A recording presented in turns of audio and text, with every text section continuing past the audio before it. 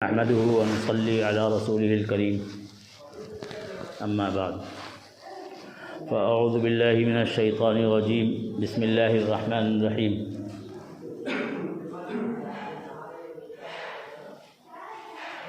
محترم بزرگوں اور دوستوں، گزشتہ جمعے کو قیامت کی نشانیوں کے حوالے سے گفتگو ہو رہی تھی۔ اللہ کے رسول صلی اللہ تعالیٰ علیہ وسلم نے اس دنیا کے خاتمے کی جو نشانیاں بتائی ہیں،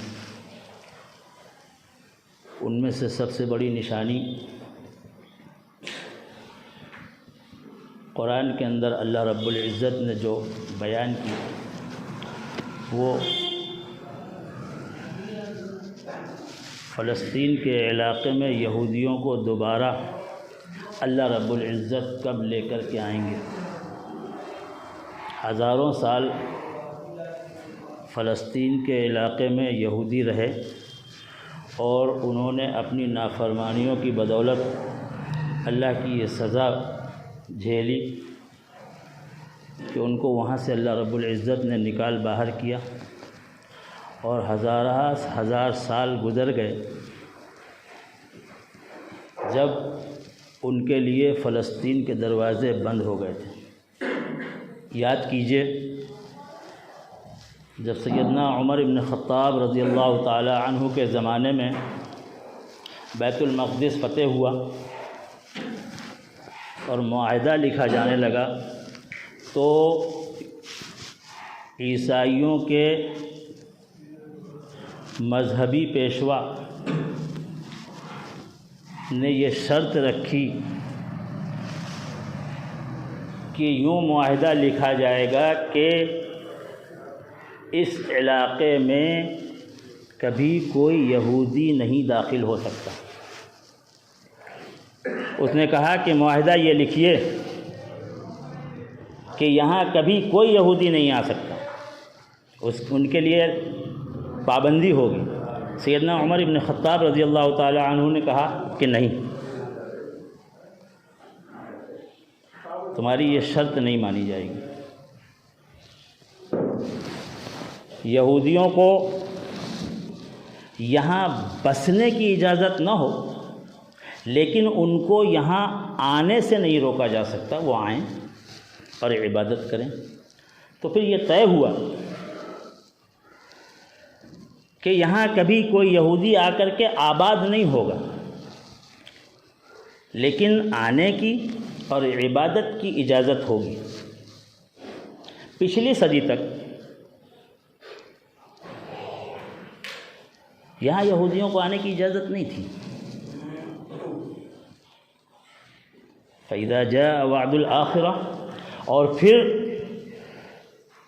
دنیا کی تباہی کا وقت جب قریب آیا، اللہ رب العزت کہہ رہے ہیں جب دنیا کی تباہی کا وقت قریب آئے گا اور ہم نے جو آخری وعدہ کیا ہے اس وعدے کے پورا کرنے کا وقت آئے گا، تو جئنا بکم لفیفا، تم دنیا میں جہاں کہیں بھی ہوگے ہم تم کو سمیٹ کر کے لا کر کے یہاں اکٹھا کر دیں گے۔ 1948 میں ایک خطرناک سازش کے نتیجے میں انہی لوگوں نے جن کے آباء و اجداد نے اس وقت سیدنا عمر ابن خطاب رضی اللہ تعالی عنہ کے سامنے یہ شرط رکھی تھی کہ یہاں کسی یہودی کو آنے کی اجازت نہیں ہوگی، انہی لوگوں نے یہودیوں کو لا کر کے فلسطین میں بسایا۔ یہودیوں کا یہاں جمع ہونا یہ قیامت کی سب سے بڑی نشانی، اور اس کے بعد رسول اکرم صلی اللہ علیہ وسلم نے آگے کی نشانیاں بھی بتلائیں کہ وہ عربوں پر سخت ترین حملہ کریں گے، خطرناک صورتحال پیدا ہو جائے گی عربوں کے لیے، جس کے نتیجے میں مسلمان دو حصوں میں بٹ جائیں گے، پوری دنیا کا مسلمان دو حصوں میں بٹ جائے گا۔ جن کے زبان پر صرف کلمہ ہے وہ الگ ہو جائیں گے، جن کے دلوں کے اندر بھی ایمان ہے وہ الگ ہو جائیں گے۔ کھرے الگ ہو جائیں گے اور کھوٹے الگ ہو جائیں گے۔ بہت سخت حالات آئیں گے، اور اس کے بعد ایک بندہ، اللہ کا ایک بندہ اٹھے گا جس کو اللہ رب العزت بھیجیں گے، وہ یہودیوں سے اور ان کے اس بادشاہ سے جس کا انہیں انتظار ہے، دجال، جو کانا ہوگا اور جس کے متعلق ان کا یہ غلط عقیدہ ہے کہ وہ نجات دہندہ ہوگا، وہ مسیح ہوگا، اللہ کا وہ بندہ اس سے مقابلہ کرے گا۔ جس کی اطلاع دی رسول اکرم صلی اللہ علیہ وسلم نے کہ وہ ضرور آئے گا اور میرے خاندان سے ہوگا، میری اولاد سے ہوگا، میرے بیٹے حضرت حسن کی اولاد میں ہوگا۔ اور اس کے بعد وہ وقت آئے گا جب اللہ کے سچے مسیح سیدنا عیسیٰ علیہ السلام آسمان سے نازل ہوں گے۔ ایک بات سمجھیں اصول کی، جب غزوہ احزاب کے موقع پر سارے دشمنوں نے مل کر کے، دشمنوں کی فوجوں نے آ کر کے مدینے کا گھراؤ کر لیا اور مدینے کا محاصرہ کر لیا، اور جب منافقین نے یہ کہنا شروع کر دیا کہ ہم سے اللہ نے اور اللہ کے رسول نے جو وعدے کیے ہیں نعوذ باللہ وہ وعدے جھوٹے ہیں، ہم سے تو رسول اکرم صلی اللہ علیہ وسلم نے کہا کہ روم بھی فتح ہوگا، ایران بھی فتح ہوگا، مصر بھی تمہارا ہوگا، شام بھی تمہارا ہوگا، اور ہم یہ کیا دیکھنا ہے؟ رسول اکرم صلی اللہ علیہ وسلم نے یہ باتیں کب کی تھی؟ جب مدینہ کے اندر محاصرے میں تھے، چاروں طرف سے گھیر لیا گیا تھا، اس وقت خبر دی جا رہی ہے۔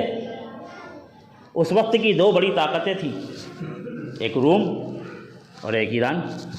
مصر رومیوں کے قبضے میں تھا، اللہ کے رسول صلی اللہ تعالیٰ علیہ وسلم نے اس وقت یہ اطلاع دی کہ روم بھی فتح ہوگا اور ایران بھی فتح ہوگا، اور انتقال سے پہلے رسول اکرم صلی اللہ علیہ وسلم نے صحابہ کرام سے یہ کہا کہ دیکھو جب مصر فتح ہو تو مصریوں کے ساتھ اچھا سلوک کرنا، کیوں؟ تمہاری ماں حضرت ہاجرہ مصر کی رہنے والی تھی۔ اللہ اکبر، کتنے پرانے رشتوں کا پاس و لحاظ رکھنے کا نبی پاک صلی اللہ علیہ وسلم حکم دے رہے ہیں کہ عربو تمہاری ماں حضرت ہاجرہ مصر کی ہیں، تم حضرت ہاجرہ کے اولاد ہو۔ حضرت ابراہیم علیہ السلام کی دوسری اہلیہ حضرت ہاجرہ ہیں، جو مصر کے بادشاہ کی بیٹی تھیں۔ سیدنا اسماعیل علیہ السلام انہی سے پیدا ہوئے، اور عرب سیدنا اسماعیل علیہ السلام کی اولاد ہیں۔ تو فرمایا جب مصر فتح ہو تو مصریوں کے ساتھ اچھا سلوک کرنا، کیونکہ تم حضرت ہاجرہ کی اولاد ہو، اور حضرت ہاجرہ مصر کی رہنے والی تھی۔ اس وقت مدینے کا جب گھیراؤ ہو گیا تو منافقین کھل کر کے سامنے آ گئے۔ اس سے پہلے کسی کو نہیں معلوم تھا، سب ایک ساتھ نماز پڑھتے تھے، سب ایک ساتھ رہتے تھے، کسی صحابہ کرام میں سے کسی کو نہیں معلوم تھا کہ کون کھرا ہے اور کون کھوٹا ہے، سب اپنے اپنے حال میں مست تھے۔ لیکن جب ایسے حالات آئے تو منافقین نے یہ کہنا شروع کر دیا کہ اب ہمارا کیا ہوگا؟ یہ حالات آ گئے، کہاں تو روم اور ایران کے فتح کی باتیں ہوتی تھیں، اور آج ہمارا یہ حال ہو گیا، پتہ نہیں ہم زندہ بھی رہیں گے کہ نہیں، پتہ نہیں ہمارا نام و نشان بھی باقی رہے گا کہ نہیں رہے گا۔ تو میرے دوستو، اللہ رب العزت کا ہر وعدہ سچا ہے۔ دنیا کے حالات چاہے جتنے خراب ہو جائیں، چاہے جیسے حالات ہو جائیں، کہ اللہ رب العزت کا ہر وعدہ سچا ہے۔ جب اللہ تبارک و تعالی نے ساری دنیا سے فلسطین میں لا کر کے یہودیوں کو اکٹھا کر دیا، پچھلی صدی تک کوئی سوچ سکتا تھا کہ یہاں یہودی آ کر کے رہیں گے؟ ایک گھر نہیں تھا ان کا۔ اور اس کے بعد اللہ رب العزت نے وہاں لا کر کے سب کو اکٹھا کر دیا۔ کیوں؟ سیدنا عیسیٰ علیہ السلام کو اسی سرزمین پر آنا ہے اور اس کے بعد ان کو ختم کرنا ہے۔ اللہ رب العزت نے قرآن کے اندر یہ اعلان کر دیا کہ جب دنیا کی تباہی کا وقت آئے گا اور دنیا کو ختم کرنا ہمارا مقصود ہوگا تو ہم ان سب کو لا کر کے یہاں اکٹھا کر دیں گے تاکہ حضرت عیسیٰ علیہ السلام کو پوری دنیا میں بھٹکنا نہ پڑے۔ اللہ کے رسول صلی اللہ تعالیٰ علیہ وسلم نے جو نشانیاں بتائی ہیں وہ ساری کی ساری سچی ہیں۔ دنیا کے حالات چاہے جتنے خراب ہو جائیں، رسول اکرم صلی اللہ علیہ وسلم نے دجال کے آنے کی بھی اطلاع دی ہے، دجال کے خاتمے کی بھی اطلاع دی ہے، اور دجال کے جانے کے بعد، خاتمے کے بعد ساری دنیا امن و امان سے بھر جائے گی، اس کی بھی اطلاع دی ہے۔ اور رسول اکرم صلی اللہ علیہ وسلم نے یہ بھی فرمایا کہ دجال کے آنے سے پہلے ساری دنیا کی یہودی یہاں آ کر کے بس جائیں گے۔ یہ نشانی آج پوری ہو گئی۔ فَإِذَا جَاءَ وَعْدُ الْآخِرَةِ جِئْنَا بِكُمْ لَفِيفًا، کہ جب دنیا کی تباہی کا وقت آئے گا تو ہم تم کو سمیٹ کر کے، تم کو جہاں دنیا میں جہاں کہیں بھی ہوگی تم کو لا کر کے ہم یہاں آباد کر دیں گے۔ یہ نشانی پوری ہو گئی۔ اسی طرح سے جو اگلی نشانیاں اللہ کے رسول صلی اللہ تعالیٰ علیہ وسلم نے بتلائی ہیں وہ بھی ساری کی ساری پوری ہونے والی۔ اب وہ کب پوری ہوں گی ہمیں نہیں معلوم، ہماری زندگی کے اندر پوری ہوں گی، ہم ان کو دیکھ سکیں گے یا نہیں دیکھ سکیں گے ہمیں کچھ نہیں معلوم، اور نہ یہ اس کا ہم سے سوال ہوگا، نہ ہم اس کے مکلف ہیں۔ ہم سے سوال کس چیز کا ہوگا؟ ہم سے سوال ہماری زندگیوں کا ہوگا۔ اللہ رب العزت کا ہم سے کیا مطالبہ ہے؟ ہم سے مطالبہ ہماری زندگی کا ہے، ہماری آخرت کا ہے۔ اللہ رب العزت کیا چاہتے ہیں؟ ہمارے کرنے کا کیا کام ہے؟ ہمارے کرنے کا یہ کام ہے کہ ہم اپنی زندگیوں سے گناہوں کو خالی کریں، گناہوں سے اپنی زندگیوں کو خالی کریں، اپنی آخرت کی فکر کریں۔ الگ الگ حالات ہوتے ہیں، بہت سارے لوگ بڑی بڑی قربانیاں دے رہے ہیں، ہم کمزور لوگ ہیں، آزمائش اور قربانیوں کے قابل نہیں ہیں۔ ہم اللہ رب العزت سے دعا کریں، لیکن دعا کرنے کے لیے دوستو یہ ضروری ہے کہ ہم دعا والے بنیں، ہماری دعا اللہ کے ہاں قبول ہو۔ کیسے قبول ہوگی؟ ہم اپنی زندگیوں سے گناہوں کو نکالیں، اللہ کو راضی کرنے کی فکر کریں۔ جب ہم اپنی زندگیوں سے گناہوں کو نکالیں گے، اللہ ہم سے راضی ہوں گے تو ہماری دعائیں قبول ہوں گی، اور جب ہماری دعائیں قبول ہوں گی، ہم دعا والے بنیں گے تو ہماری دعاؤں سے دنیا بھر کے تمام مظلوموں کی ہم مدد کر سکیں گے۔ اگر ہم یہ چاہتے ہیں